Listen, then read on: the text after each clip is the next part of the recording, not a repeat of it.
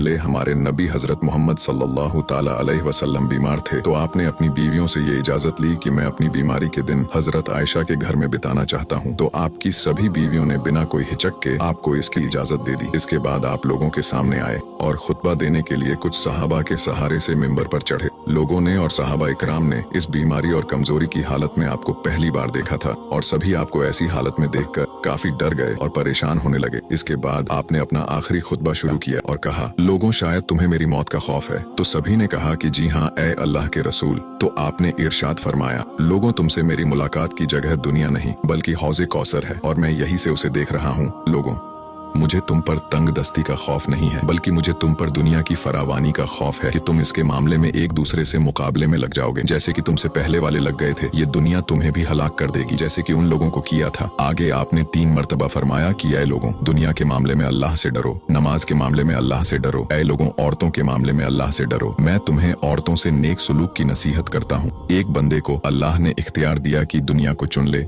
या उसे चुन ले। जो अल्लाह के पास है तो उसने उसे पसंद किया जो अल्लाह के पास है। इस जुमले से हमारे नबी का मकसद कोई न समझा कि वो अपनी जात से मुराद इस जुमले को कह रहे थे। वो आप ही थे जिन्होंने वो पसंद किया था जो अल्लाह के पास है। इस जुमले को सिवाय हजरत अबू बकर सिद्दीक के कोई और नहीं समझ सका और ये सुनने के बाद अबू बकर रोने लगे और कहा, हमारी जिंदगी, हमारे माँ बाप, हमारे बच्चे सभी आप पर कुर्बान। रोते रोते हजरत अबू बकर यही फरमाते रहे। सभी सहाबा इकराम हजरत अबू बकर की तरफ देखने लगे कि उन्होंने नबी पाक की बात कैसे पता कर ली। इस पर हमारे नबी ने हजरत अबू बकर सिद्दीक का दिफा इस अंदाज में फरमाया कि ऐ लोगों, दुनिया में मैंने सभी का हक अदा कर दिया, सिर्फ एक अबू बकर ही है जिनका हक मैं अदा न कर सका। इसका बदला मैंने अल्लाह रब्बुल इज्जत पर छोड़ दिया। मस्जिद नबी में तमाम दरवाजे बंद कर दो सिवाय अबू बकर के दरवाजे के जो कभी भी बंद न होगा। वफात से पहले आपने मुसलमानों के लिए आखिरी दुआ के तौर पर फरमाया, अल्लाह तुम्हारी हिफाजत करे, तुम्हें ठिकाना दे, तुम्हारी मदद करे, तुम्हारी तायद करे। और आखिरी बात मिंबर से उतरने से पहले उम्मत को मुखातिब करते हुए